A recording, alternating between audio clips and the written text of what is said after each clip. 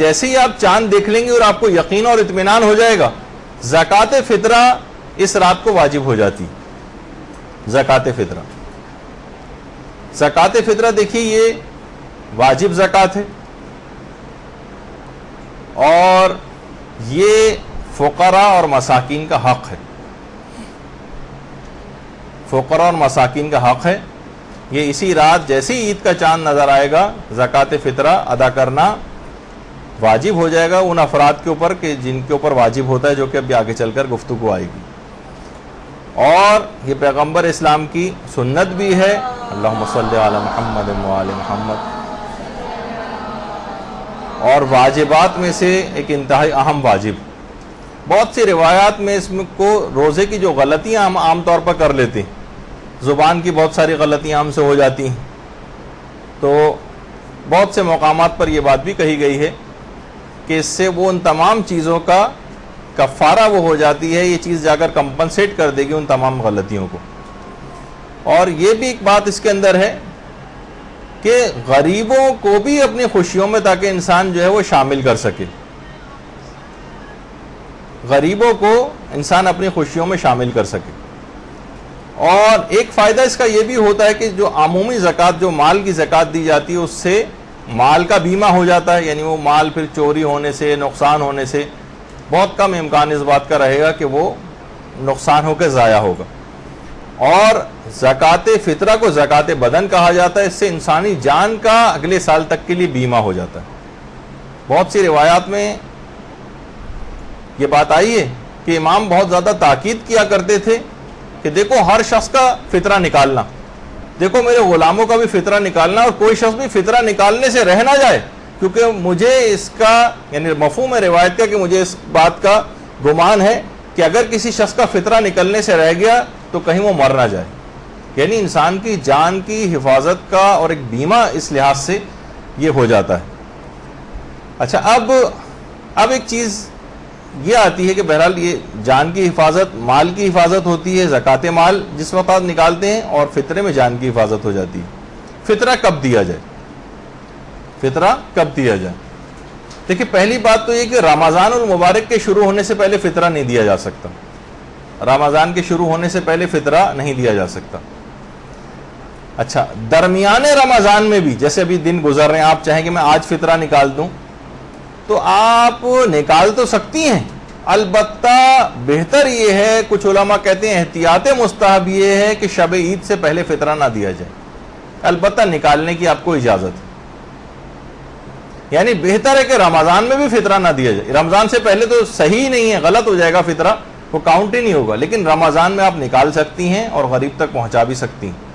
لیکن زیادہ بہتر طریقہ یہ ہے کہ اگر آپ کہیں گے بھائی شب عید میں کہاں غریب کو ڈھونڈتی پھروں گی، تو وہ اس سے پہلے ہی آپ کے پاس مثلا غریب آ گیا تو آپ اسے قرضے کی نیت سے دے دیں، قرضے کی نیت سے. اور جب شب عید آئے اور آپ کے نزدیک عید کا چاند ثابت ہو جائے،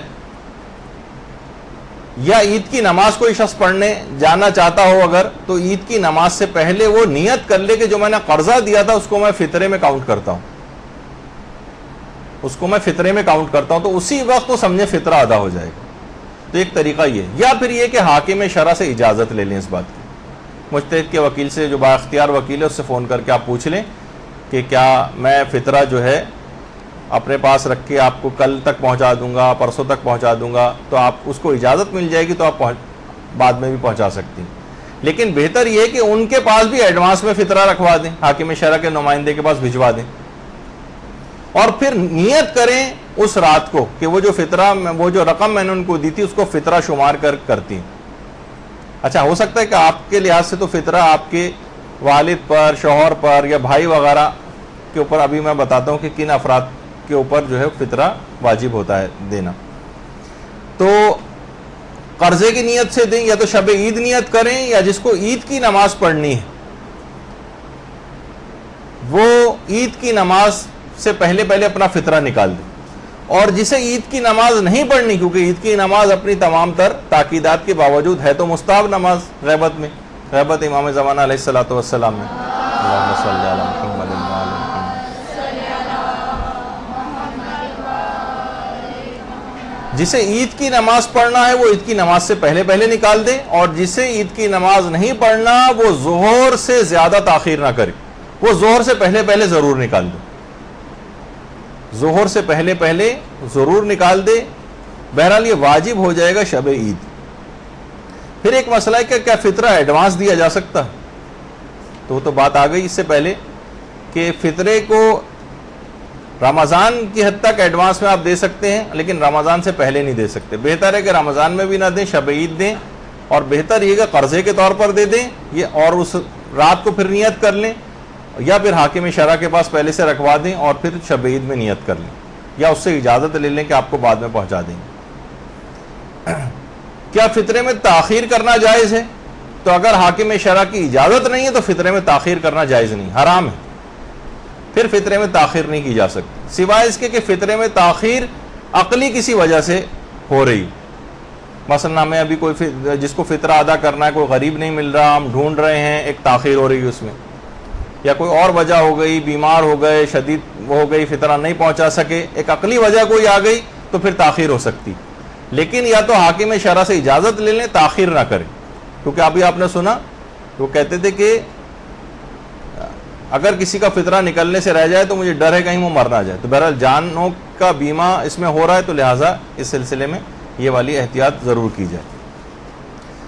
اچھا، اب ابھی تک اگر کسی شخص نے فطرہ نہیں دیا، بہت سارے ایسے افراد ہوتے ہیں، تو وہ ضامن رہے گا اور وہ مقروض ہے فقراء کا، پوری زندگی کے جتنے بھی فطرے اس پر اس طرح سے رہے ہوں سب کو کیلکولیٹ کرے اور ابھی فطرہ نکالے، یعنی فطرہ نکالنا اس پر واجب ہے، یہ نہیں کہ اس کا ٹائم نکل گیا، عید کے دن گزر گئے تو اب فطرہ، اب ٹھیک ہے تم نے گناہ کیا تھا لیکن فطرہ معاف ہو گیا، نہیں، آپ مقروض ہیں ابھی تک غریبوں کے اور آپ کو فطرہ نکالنا پڑے گا۔ اچھا، اب فطرہ کس کا واجب ہے؟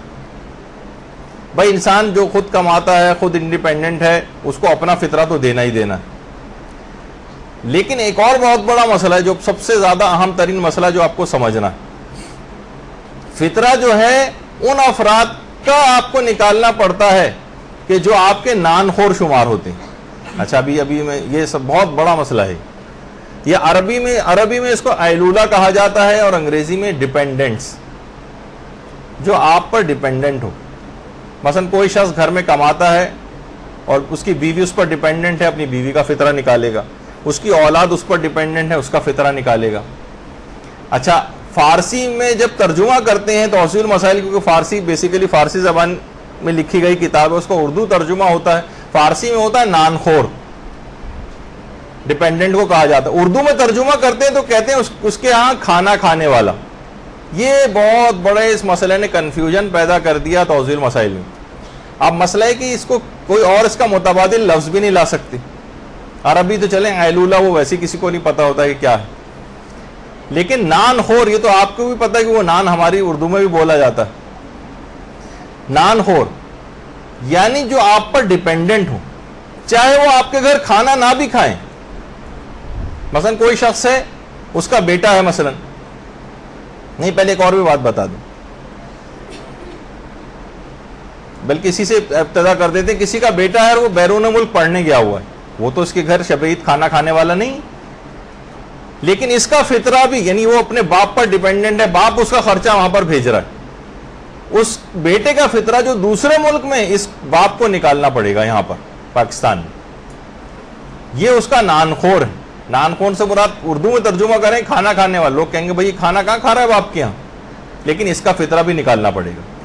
بہت سارے افراد میں نے جیسے پہلے بتایا تھا فقیر کو کھانا نہیں کھلاتے، یہ تو بھائی شب عید کھانا ہی کھا رہا ہے آ کے ہمارے گھر میں، دروازے میں بیٹھا ہم نے کھانا دیا، لوگ بھی دیکھیں گے ہاں یہ ان کے گھر جو ہے، لیکن وہ آپ کے ڈیپینڈنٹس میں سے نہیں ہے، آپ ویسے ہی چاہے وہ آپ کے گھر کھانا کھا رہا ہو، کھانا کھانے کا کوئی بھی تعلق فطرے سے نہیں،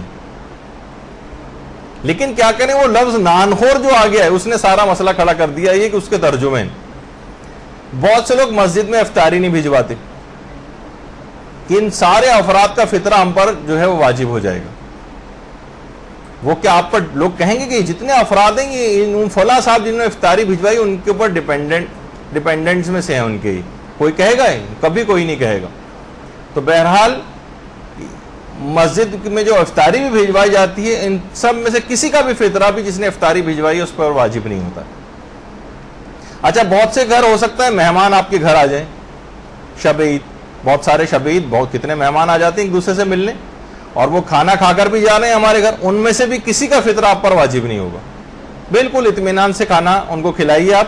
بہت سے لوگ کہتے ہیں لو یہ شب عید کہاں آ گئے ہم پر, یعنی اپنے گھر والوں کا بھی فطرہ دو اور سب مہمانوں کا بھی فطرہ دو. نہیں, یہ کیونکہ آپ کے ڈیپینڈنٹس میں سے نہیں. ہاں اگر شادی شدہ کوئی بیٹی ہے, وہ اپنے باپ کے گھر آ گئی ہے مثلا, اور باپ اس کا یعنی اس کا خرچہ اٹھانا اور وہ سب چیز کر رہا ہے, اور اس کے گھر مثلا رہ بھی رہی ہے آ کر وہ, تو اس کا فطرہ باپ کو نکالنا پڑے گا عام طور پر اگر وہ اس کے ڈیپینڈنٹ میں سے شمار ہو رہی. تو آپ نے دیکھا کہ چاہے مثلا بیٹی ہے وہ آپ اس کے گھر میں ہی رہتی ہے, لیکن اس کو شب عید کسی اور کے گھر میں دعوت میں جانا پڑ گیا اور کہا کہ میں رات بھی وہیں رہوں گی, کل آؤں گی مثلا عید کے دن, تب بھی اس کا فطرہ باپ کو نکالنا پڑے گا, چاہے کھانا کسی اور جگہ کیوں نہیں کھا رہی ہے جا کر. اس کا کھانا کھانے سے کوئی تعلق نہیں. مسئلہ سارا گڑبڑ ہوا ہے اس فارسی کے اس لفظ کی وجہ سے. وہ ہے کیونکہ وہ تو فارسی میں لکھی گئی, وہاں تو کے لحاظ سے صحیح ہے, اردو ترجمہ جو ہوا اس کا کھانا کھانے والا, اس نے اصل میں گڑبڑ کی. یہ ڈیپینڈنٹس کے اس میں شمار ہوتا ہے, نان خور, اور اس کا کھانا کھانے سے اس لحاظ جیسے میں نے کہا کہ وہ بیٹا تو دوسرے ملک میں اس کا کھانا, یہ تو کھانا نہیں کھا رہا ہے یہاں پر, یا وہ بیٹی تو مثلا کہیں اور کھانا کھانے گئی ہوئی, اس کا فطرہ بھی نکالنا پڑے گا. یعنی ایسے کھانا کھانے والوں کا فطرہ بھی نکالنا پڑتا ہے جو آپ کے یہاں کھانا کھانے والے نہ شمار ہو, جو آپ کے گھر کھانا ہی نہ کھا رہے ہوں, لیکن ان کو کھانا کھانے والا ہی کہا جائے گا, یعنی نان خور کا ترجمہ یہ بنتا ہے. تو اچھا, اس میں امام خمینی یہ فرماتے تھے, اور یہ مسئلہ آیت اللہ وحید خراسانی کا بھی, کہ مہمان اگر کوئی شب عید غروب سے پہلے آئے, چاہے وہ آپ کی رضامندی سے ہی آئے, اگر وہ آپ کا نان خور شمار ہوتا ہے تو اس کا فطرہ واجب ہوگا, ورنہ شمار نہیں ہوگا. عام طور پر جو مہمان آتے ہیں, جو بھائی آ گئے, بہنیں آ گئیں, آئے, کھانا پینا کیا, رات کے وقت کسی وقت چلے گئے گھر واپس, لیکن وہ آپ کے ڈیپینڈنٹس میں سے شمار نہیں ہوتے, ان کا فطرہ آپ پر واجب نہیں ہوگا. امام خمینی فرماتے تھے کہ نان خور ہونا ضروری. نان خور کا فیصلہ کون کرے گا کہ یہ آپ کے ڈیپینڈنٹس میں سے ہیں یا نہیں, ان کی کفالت آپ کر رہے ہیں یا نہیں, کم سے کم اس راتی کی حد تک کیوں نہ صحیح, اس کا فیصلہ عرف کرے گا.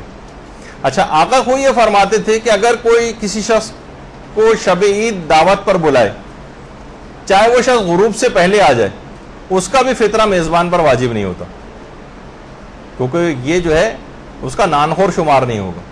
آیت اللہ خامنہ یہ فرماتے ہیں کہ ایک شب کا مہمان تو نان خور شمار ہوتا ہی نہیں. ایک رات میں کون سا کہ وہی آئے تو یہ اس پر ڈیپینڈنٹ ہو, یہ کہاں شمار ہوتا ہے, یہ آقا خامنہ ہی فرماتے ہیں. اس لحاظ سے جتنے بھی اس طرح کے مہمان ہیں وہ ایک رات کا ہی مہمان, وہ کہتے ہیں ایک رات کا مہمان تو ڈیپینڈنٹس میں سے ہوتا ہی نہیں.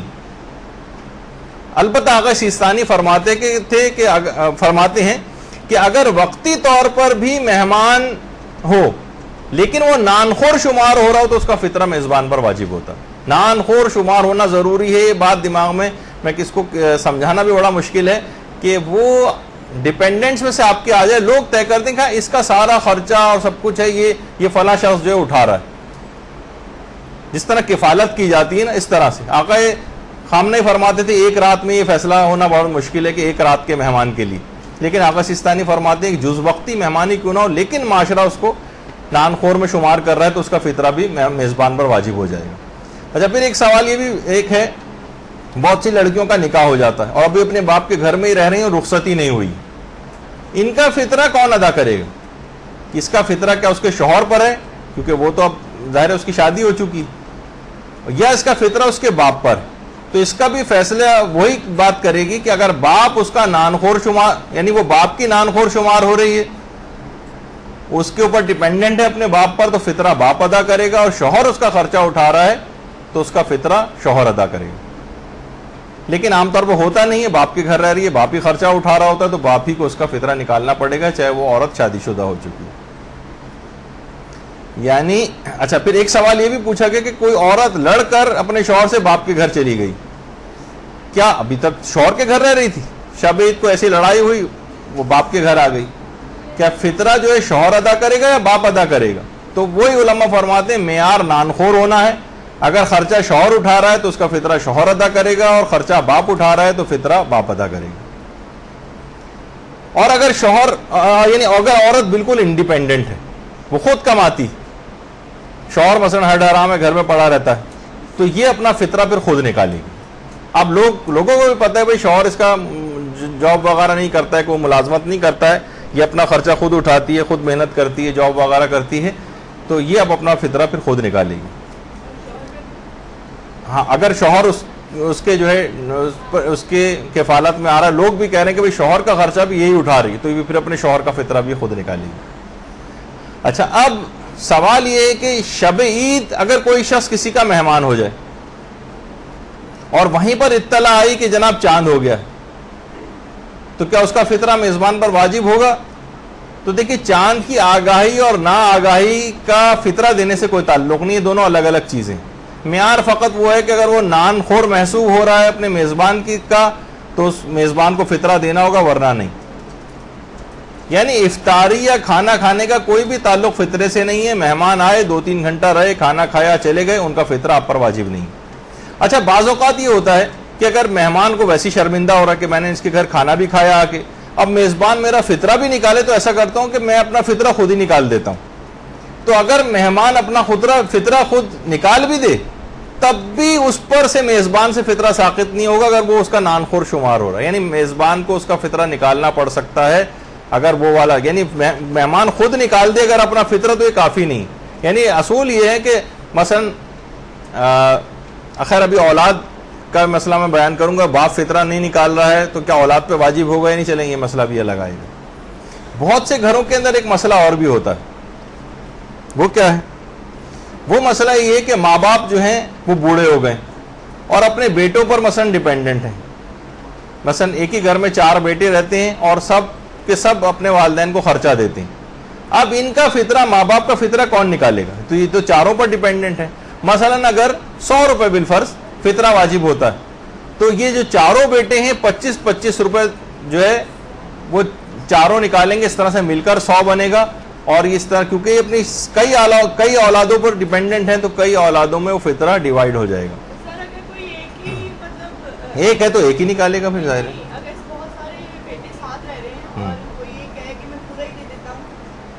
نہیں وہی تو میں نے ابھی کہا کہ نکالنا سب کے الگ الگ ذمہ داری ہے.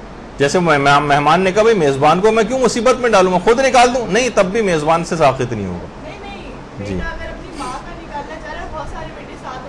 ہاں تو وہ انہوں نے تو نہیں نکالا نا، ان کا مال میں سے کہاں نکلا ہے فطرہ، وہ ان لوگوں کے اوپر ویسے ہی واجب رہے گا. اس بیٹے نے ایکسٹرا نکال دیا سمجھے، ہاں تو اس کے اوپر سے تو اتر جائے گا لیکن ان لوگوں پر سے ساقط نہیں ہوگا. اچھا پھر اب مسئلہ ایک چیز ہوتا ہے کہ فطرے میں کیا چیز دی جائے. دیکھیے کیا فطرے میں جنس دینا ضروری ہے یا مثلا فطرے میں پیسے بھی دیے جا سکتے ہیں.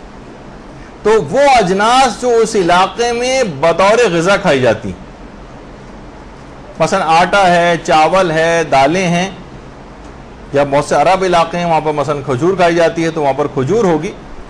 تو وہ اجناس جو اس علاقے میں غذا کے طور پر کھائی جاتی ہیں ان کا فطرہ جو ہے وہ نکالنا پڑے گا. اچھا کتنا فطرہ نکالا جائے گا؟ اس کی مقدار ہے 1 سا یعنی 3 کلو یا اس کے برابر پیسے. یا تو آپ جنس پہنچائیں یعنی چاول آٹا پہنچائیں مستحق تک، یا اس کی برابر کی مقدار کے پیسے بھی دیے جا سکتے ہیں. آپ نے دیکھا تھا فدیے میں نہیں دیے جا رہے تھے اور کفارے میں نہیں دیے جا رہے تھے، پیسے چیز ہی پہنچانی تھی، لیکن فطرے میں ایک سہولت ہے کہ اس میں پیسے بھی پہنچائے جا سکتے ہیں. اچھا اسی طرح سے ایک یہ بھی علماء ایک بات بیان فرماتے ہیں کہ احتیاط لازم یہ ہے کہ جو چیز اس علاقے میں غذا کے طور پر استعمال نہ ہوتی ہو وہ چیز نہ اپنا دیں، جو غذا کے طور پر نہیں ہوتی استعمال. کوشش یہی کریں کہ یہ آٹا، دال اور چاول وغیرہ یہ صرف دیں. اچھا پھر ایک بات اور بھی دماغ میں رہے کہ فطرے کو ادا کرتے وقت کسی مخصوص کھانے کا متعین کرنا بھی ضروری کہ ہم کس چیز کا فطرہ نہیں، مثلا کیا آپ گندم یا آٹے والا فطرہ نکال رہی ہیں یا مثلا آپ چاول والا نکال رہی ہیں. یعنی مخصوص کھانے کو معین کرنا یہ آپ کے لیے ضروری کہ آپ فطرہ نکال کس چیز کا رہی ہیں، یعنی وہ کون سی چیز ہے جو آپ فطرے کے طور پر دے رہی ہیں، کون سا کھانا ہے، اس کھانے کو معین کرنا پڑے گا کہ کون سی اجناس میں سے کون سی جنس ہے جس کو آپ فطرے کے طور پر جس کی قیمت آپ دے رہی ہیں. پھر ایک مسئلہ یہ بھی ہوتا ہے کہ فطرے کی رقم سے دوائیں وغیرہ خرید کر دی جا سکتی ہیں. بہت سے لوگ اس میں ذرا آگے بڑھ جاتے ہیں کافی، وہ کہتے ہیں کہ بھائی اس وقت تو آٹا اور دال چاول تو ان کے گھر میں موجود ہے مثلا، لیکن کیا ہم اس سے بہتر نہیں کہ اس کی دوائیں خرید کر دیتے ہیں؟ جی نہیں، فطرے کی رقم سے دوائیں وغیرہ خرید کے یا کوئی اور چیز خرید کے نہیں دی جا سکتی. آپ نے کہا فطرے کی رقم سے ایسا کرتا ہوں میں آپ کا فلاں بل پے کر دیتا ہوں، نہیں، آپ کو اس تک پیسے پہنچانے پڑیں گے، وہ پھر جو چاہے اس رقم کا کرے. یعنی آپ یہ اپنے ہاتھ میں نہیں لے سکتے. وہ غریب جو مستحق ہے، یہ اس کا مال ہے، یہ اس کا حق ہے، وہ جس طرح سے چاہے اس کو خرچ کرے. ہو سکتا ہے کہ وہ ضرورت اس کو واقعی دواؤں کی بھی ہو، لیکن وہ اصل میں وہ چاہ رہا ہے کہ میں کسی اور مد میں اس کو خرچ کر دوں، وہاں پہ وہ خرچ کر سکتا ہے. وہ چاہے کہ میں اس سے زیارتوں کے جو پیسے جمع کر رہا ہوں اس میں جو ہے اس کو خرچ کر دوں، اس کی مرضی. لیکن آپ کوئی چیز کو پریشرائز نہیں کر سکتے کہ تمہیں یہی کرنا ہے، یہ نہیں کیا جا سکتا. یا مثلا آپ اس سے کوئی چیز خرید کے بھی اس کو نہیں دے سکتے. پھر ایک مسئلہ ہوتا ہے کہ فطرہ کسے دیا جائے. دیکھیے ویسے تو یعنی شرائط مستحق فطرہ کیا، کس کو دیا جائے گا، اس میں کیا شرطیں ہونی چاہیے. تو دیکھیے سب سے پہلی تو اس میں عدالت تو خیر شرط نہیں کہ بالکل عادل ہونا چاہیے، یہ نہیں. البتہ تقریباً عدالت کے قریبی معاملہ چلا جاتا ہے. زیادہ تر علماء یہ کہتے ہیں کہ مثلا مستحق ہونا چاہیے، یعنی غریب ہو، یعنی کسی کھاتے پیتے فرد کو نہیں دیا جا سکتا، شرابی نہ ہو، بے نمازی نہ ہو، کھلم کھلا گناہ کرنے والا نہ ہو. مثلا مرد حضرات ہیں تو داڑھی منڈے نہ ہوں، اور عورت ہے تو وہ مثلا بے پردہ نہ ہو. یا اس فطرے کو کوئی حرام کام میں استعمال نہ کرے. مثلا ہیروئن خریدنے جا رہا ہے اس فطرے کے، آپ کو پتا ہے کہ ہیروئن خریدے گا اس سے جا کر، اس فطرے کو کسی حرام میں استعمال نہ کرے. تو بہرحال یہ مستحق کی شرائط. اور یہ بات بھی دماغ میں رہے کہ فطرے کو نکال کر الگ کر دینا کافی نہیں، یعنی مستحق کے ہاتھ تک وہ چیز پہنچ جانی چاہیے، اور تاکہ وہ اس کو بلکہ ہے کہ ایسی چیز دیں جو اسے وہ کنزیوم بھی کر لے، زیادہ بہتر ہے. کچھ کھا پی لے سے کھجور وغیرہ اگر وہ کسی علاقے میں کھائی جاتی ہے اور کھجور کا فطرہ دیا جا رہا تو کھجور تو فوراً مستحق اسے کنزیوم کر لے گا. تو بہرحال وہ زیادہ بہتر حوالے سے، لیکن پیسے بھی دیے جا سکتے ہیں. وہ تو بات آ گئی کہ فطرے کو نکال کر الگ کر دینا کافی نہیں کہ ہم نے نکال کے رکھ دیا، بھائی ہفتے 2 ہفتے بعد جب کبھی ہم جائیں گے یا وہ مستحق ہمارے پاس آئے گا تو ہم جمع کر کے ان کے لیے رکھ رہے ہیں، وہ جب آئے گا تو دے دیں گے. نہیں، یہ نہیں چلے گا.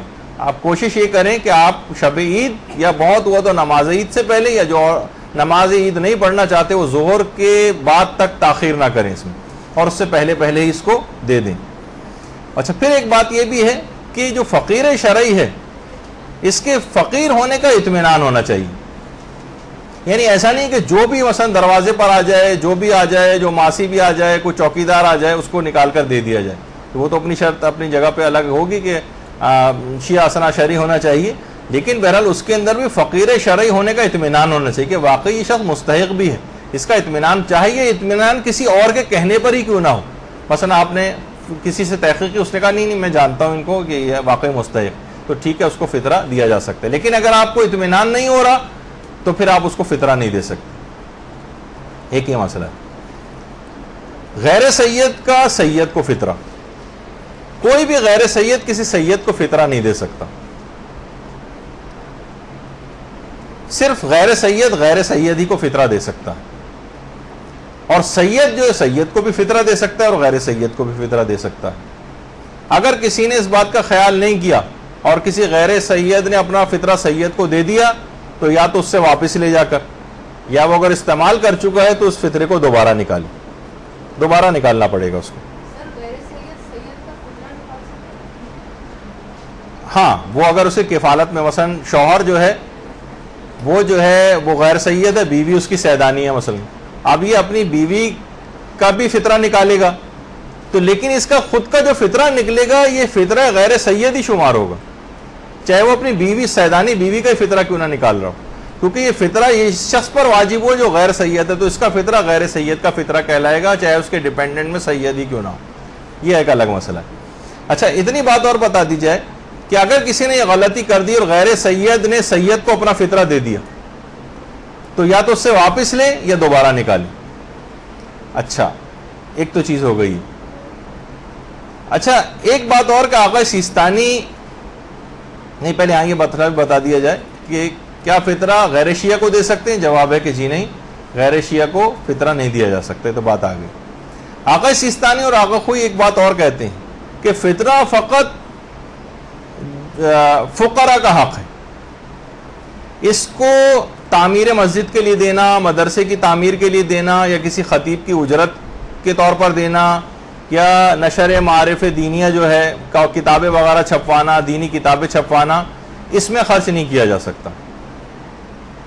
آقا سیستانی اور آقا خوئی فرماتے ہیں کہ احتیاط واجب کی بنا پر یہ صرف غریب ہی کو جائے گا، غریب مستحق کو، اور یہ کسی بھی مسجد کی تعمیر، مدرسے کی تعمیر، خطیب یا مثلا پیش امام کی اجرت یا کتابیں وغیرہ چھاپنا، معارف دینیہ وغیرہ کی ترویج، اس میں خرچ نہیں ہو سکتا۔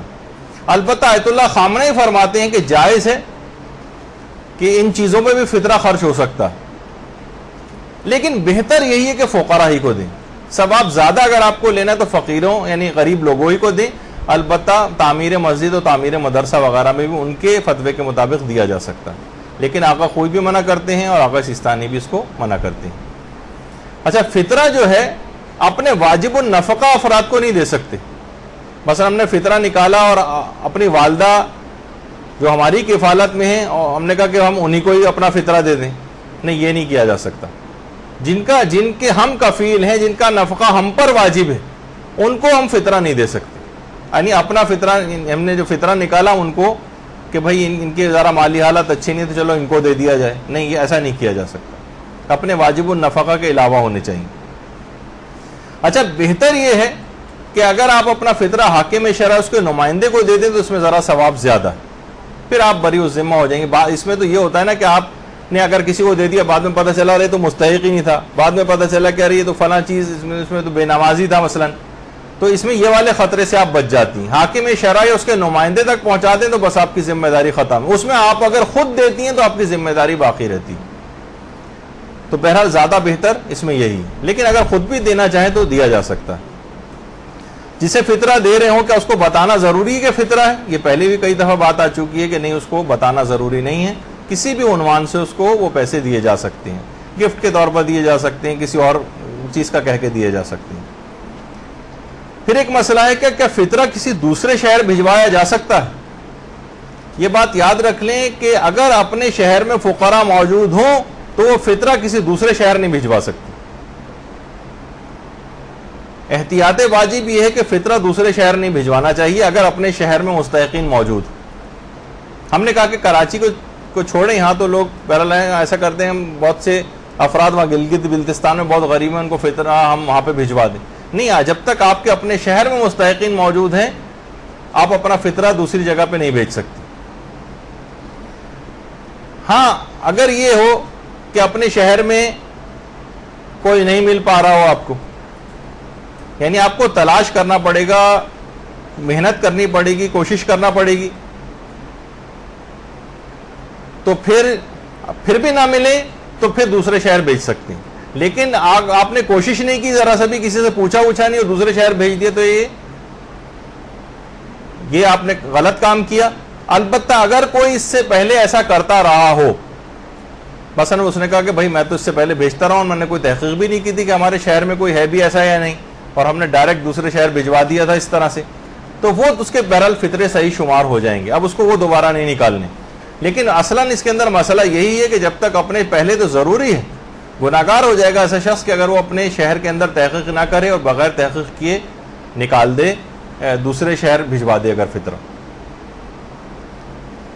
اور یہ بھی ہے کہ شیعہ بھی جیسے ذکر ہوا کہ شیعہ ہونا اس کو ضروری ہے جس کو دیا جائے، اگر اپنے علاقے میں شیعہ فقراء نہ ملیں تو غیر ناسبی جو دشمنان اہل بیت نہ ہوں، غیر شیعہ فقراء کو بھی فطرہ دیا جا سکتا ہے، لیکن یہ اس وقت ہے جب شیعہ فقراء نہ مل، تو پھر اس بات کی اجازت ہے کہ غیر ناسبی مسلمان فقراء کو بھی فطرہ دیا جا سکتا ہے جو غیر شیعہ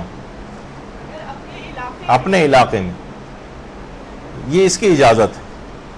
لیکن بہرحال کہ کوئی مستحق نہ ملے تو ٹھیک ہے، پھر دوسرے شہر وغیرہ بھجوا سکتے ہیں۔ اچھا، اب ایک مسئلہ بہت اہم ہے کہ کیا فطرے کی رقم کو تبدیل کر سکتے ہیں؟ مثلا ہم نے فطرہ نکالا اور ظاہر عید میں کڑک کڑک نوٹ وغیرہ ہوتے ہیں، پھر بعد میں ہم نے سوچا کہ بھئی غریب آپ نے دیکھا ہوگا صدقے وغیرہ کے لیے سب سے موڑا توڑا گلا سڑا ٹیپ لگا ہوا نوٹ ہوتا ہے، وہی عام طور پہ صدقے میں نکالا جاتا ہے. آپ نے کہا اتنے اچھے اچھے کڑک کڑک نوٹ عیدی کو دینے میں کام آ جائیں گے، ایسا کرتا ہوں اس کو تبدیل کر کے پرانا سا ایک نوٹ رکھ دیتا ہوں اس جگہ. یا آپ نے کہا کہ نہیں مجھے کھلا چاہیے تھا اس کے اندر، تو میں یہ کرتا ہوں، یہ دیکھ لیجئے کس کا ہے، کہ میں ایسا کرتا ہوں کہ اس میں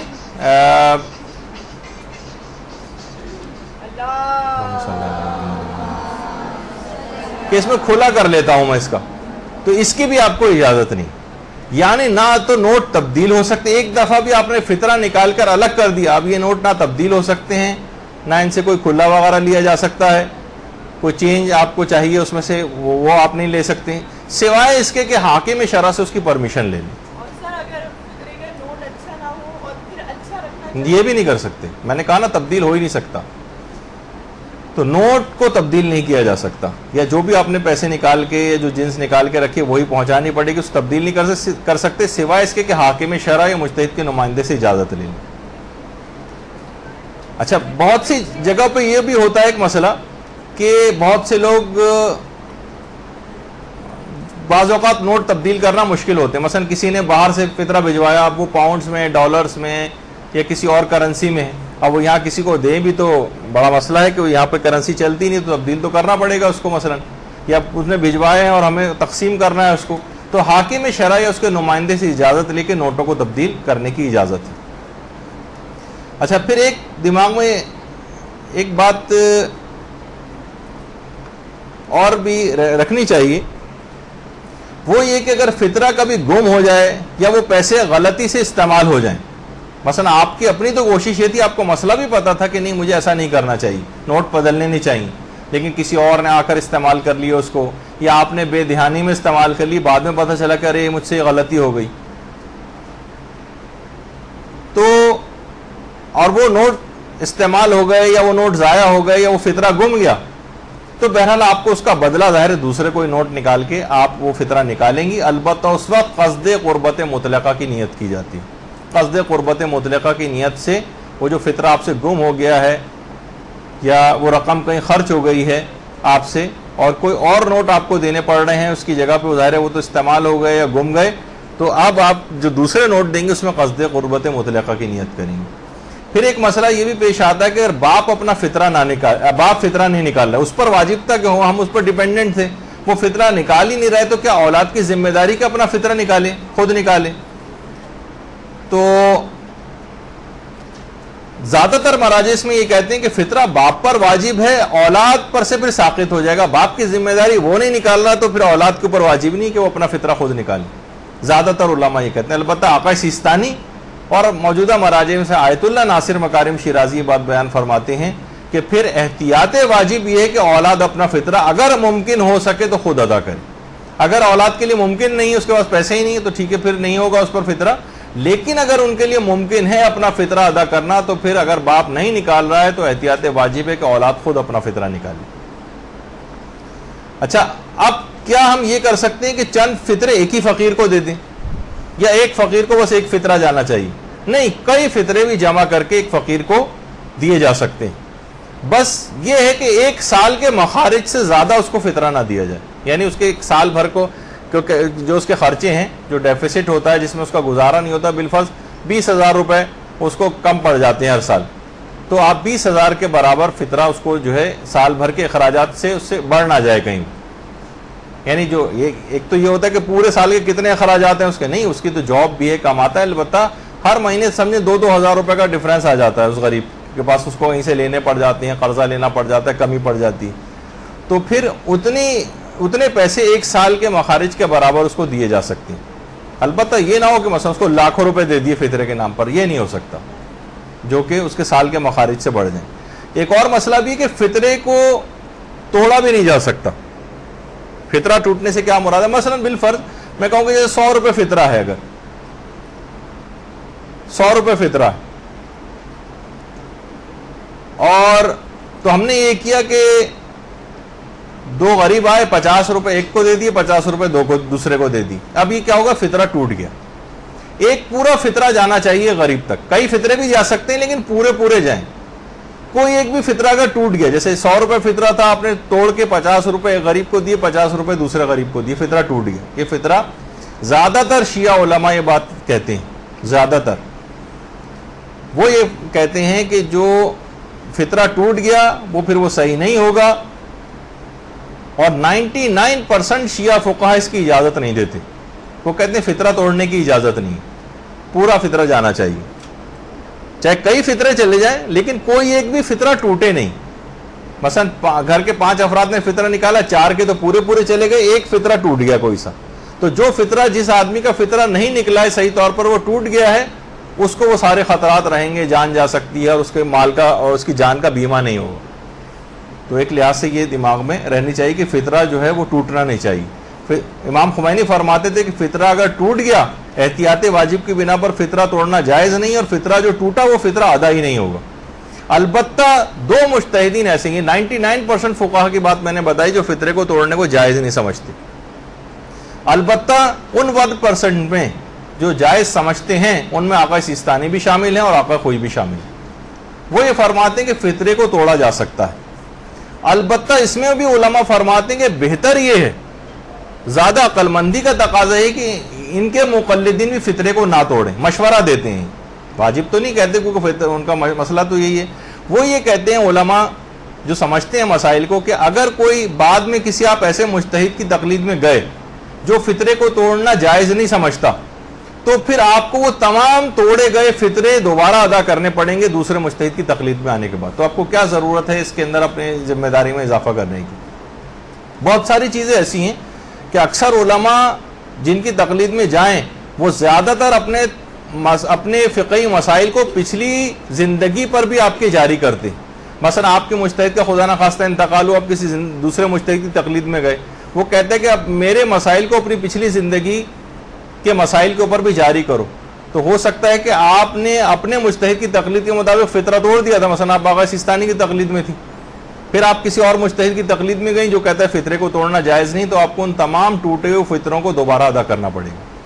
یہی مسئلہ بہت سارے وضو کے مسئلوں میں بھی ہے کہ وضو کے مسئلے میں بھی اگر کہیں کوئی جیسے نیچے سے اوپر سر کا مسح کرنا آقا سیستانی اجازت دیتے ہیں، لیکن آقا کوئی منع کرتے تھے مثلا احتیاط واجب لگا کے. کوئی اور مجتہد ایسا آیا جس کی آپ تقلید میں گئیں جو کہتا ہے کہ سر کا مسح نیچے سے اوپر کرنے کی اجازت نہیں ہے، تو آپ کو وہ تمام نمازوں کی تکرار کرنی پڑے گی جو آپ نے نیچے سے اوپر سر کے مسح کے ذریعے پڑھی تھی.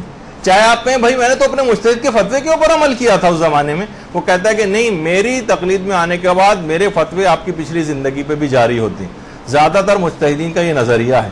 تو علماء یہ فرماتے ہیں کہ بہرحال یعنی اگر آپ کیونکہ ان کے فتووں میں ٹکرا ہو جائے گا اور جو نئے زندہ مجتہد کے فتوے ہیں وہ جاری ہوں گے، تو بہتر ہے کہ آپ ایسا کام نہ کریں. مثلا ہو سکتا ہے کہ آپ جس مجتہد کی تقلید میں وہ تحفے پر خمس کا قائل نہ ہو، آپ نے تحفہ آپ کو جتنے ملے تھے آپ نے خمس نہیں دیا ان کے اوپر، اور بغیر استعمال کے 1 سال تک ایسے ہی پڑا رہا، جیسے امام خمینی اس کے قائل تھے اور آقا خامنہی اس کے قائل ہیں. مثلا ان کے بعد آپ کسی اور ایسے مجتہد کی تقلید میں گئے جو تحفے پر خمس کا قائل ہے، تو وہ تمام جو 1 سال تک بغیر استعمال کے تحفے آپ کے پاس پڑے ہوئے تھے ان سب کا بھی خمس آپ کو نئے مجتہد کی تقلید میں آنے کے بعد دینا پڑے گا. تو دیکھیے بہت ساری اس طرح کی چیزیں ایسی ہیں کہ اس کا اطلاق ماضی پر بھی ہو جاتا ہے، تو بہت سی چیزوں میں کہیں سہولت ملتی بھی ہے تو اتنا زیادہ اس کا استعمال نہ کریں تو زیادہ اچھا ہے.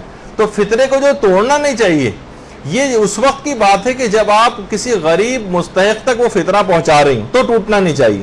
لیکن وہ علماء جیسے مثلا آیت اللہ خامنہی وہ فرماتے ہیں کہ تعمیر مساجد میں اور تعمیر مدرسہ میں اور کتابوں کو چھاپنے میں اور دین کی تبلیغ میں بھی اس پیسے کو اس فطرے کو خرچ کیا جا سکتا ہے. وہ کہتے ہیں کہ اگر ان جگہوں پہ پیسہ خرچ ہو رہا ہے فطرے کا تو یہاں پر فطرہ توڑا جا سکتا ہے. اگر غریب کو دینے تو نہیں توڑا جا سکتا، اور ان چیزوں پہ اگر تعمیر مسجد و مدرسہ میں دے رہے ہیں تو توڑا جا سکتا ہے. اور یہ الگ بات ہے کہ جو فطرے کی تقسیم کے جو مخارج ہوتے ہیں کہ بھئی ہم نے آدمی مقرر کیا ہوا ہے، مثلا کوئی ادارہ ہے وہ فطرے کو پہنچاتا ہے، تو فطرے کی تقسیم کے مخارج بھی خود فطرے سے لیے جا سکتے ہیں. خیر وہ ایک الگ مسئلہ ہے جو آپ لوگوں کا مسئلہ نہیں ہے، لیکن ایک دماغ میں ایک بات رہے. تو بہرحال زیادہ ثواب غریب کو دینے کا ہی ہے اور مسجد و مدرسے کی تعمیر میں فطرہ دینے کا ثواب کم ہے. تو بہرحال وہ ادارے یا وہ افراد جو کہ غریبوں تک فطرے کو پہنچاتے ہیں وہ احتیاط کریں کہ فطرے کو ٹوٹنے نہ پائے. اور دینے والے لفافے پر لکھ دیں کہ کتنے فطرے ہیں، رقم کا جو عدد ہے وہ بھی لکھ دیں عام طور پر، اور سید اور غیر سید کے فطروں کو بھی کوشش کر کے الگ کر دیں، ورنہ بہرحال اکثر علماء ایک ہی ڈبے میں بھی ان فطروں کو مکس کرنے کی اجازت دیتے ہیں۔ تو بہرحال اگر کوئی یہ کہے کہ جناب میں سب رشتہ داروں سے فطرہ جمع کر کے پھر ایک ساتھ غریب تک پہنچاؤں گا کئی دنوں کے بعد، تو اس کو اس بات کی اجازت نہیں، سوائے اس کے کہ حاکم شرع سے وہ اجازت یافتہ ہو، پہلے سے لے لے کہ بھائی میں 1 مہینے تک فطرہ، لوگ تو 6 مہینے بعد بھی ہم مدرسے میں لا کے فطرہ دیتے ہیں کہ پہنچا دیجیے، بھائی 6 مہینے بعد کہاں سے فطرہ آ رہا ہے، اتنی دیر آپ نے کر دی۔ تو بہرحال یہ بالکل اتنی تاخیر کی اس بات کی اجازت نہیں۔ اور اگر کئی سال تک اس نے فطرہ ادا نہیں کیا اور کئی سال بعد 6 مہینے بعد لا کر دے رہا ہے، تو پھر بغیر ادا اور قضا کی نیت سے وہ فطرے کو جو ہے وہ ادا کرے گا۔ تو بہرحال یہ بھی کہا جاتا ہے کہ فطرہ موجب کمال روزہ ہے، جس طریقے سے درود قبول کنندہ نماز اور باعث کمال نماز۔ اللہم صلی علی محمد۔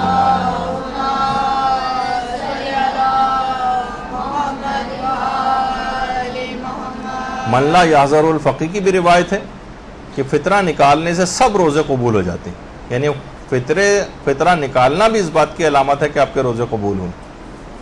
اور رسول کافی کی جو روایت کے مطابق آئندہ سال تک مرنے سے بھی حفاظت ہو جاتی ہے۔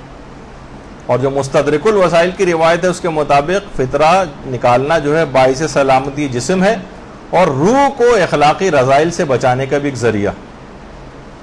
تو بہرحال فطرے کے بہت زیادہ فائدے ہیں۔ اچھا، اب یہاں تک آپ نے فطرہ نکال دیا، اب آ جائے، کیونکہ عید الفطر کا چاند نظر آ گیا ہے تو اب شب عید شروع ہو جائے گی۔ تو دیکھیے جو عید الفطر ہے یہ 2 لفظوں سے مرکب ہے۔ عید اصل میں عود سے نکلا ہے، عین واو دال، یعنی پلٹنا، وہ سال جو پلٹ کر واپس آتے ہیں، یعنی ان کے پلٹ کے واپس آنے کی جو فرحت ہے اور جو برکت ہے اور جو سعادت مند گھڑیاں ہیں، ان کا ہر سال پلٹ کر لوٹ کے ان خوشیوں کا واپس آنا، اس کو عید سعید کہا جاتا ہے۔ کیونکہ عید عود سے نکلا ہے، نہیں پلٹ کر واپس آنا، خوشی کے ایام ہر سال پلٹ کر واپس آتے ہیں اور اس کی برکتیں واپس آتی ہیں، تو اس وجہ سے اس کو عید سعید کہا جاتا ہے۔ عید الفطر جو کہا جاتا ہے، فطر اصل میں کسی بھی کام کو اثر نو کرنے کو بھی کہتے ہیں، یا پہلی بار کرنے کو۔ رات بھر کی نیند کے بعد جب انسان صبح کو اٹھتا ہے تو مختصر سی خوراک جسے ناشتہ کہا جاتا ہے، اس سے اپنے دن کا آغاز کیا جاتا ہے، اسے بھی عربی میں فطور کہتے ہیں، فے توئے واو رے، کیونکہ 1 ماہ تک ہم حسب معمول کھانے پینے سے ہم اس لحاظ سے رکے رہے تھے، دن میں ناشتہ جس طریقے سے ہم اٹھ کر کرتے ہیں، تو انہی دنوں کے اعتبار سے عید کے دن، ان 1 مہینے کے ناغے کے بعد ہم عید کے دن کا آغاز کچھ کھانے پینے سے کرتے ہیں، جس کو فطور کہا جاتا ہے، اسی سے جو ہے عید الفطر نکلا ہے۔ اور کیونکہ اس دن صدقہ فطر دیا جاتا ہے، اس وجہ سے بھی اس کو عید الفطر کہا گیا۔ تو بہت ساری اس کی وجوہات ہیں کہ عید الفطر کیوں کہتے ہیں۔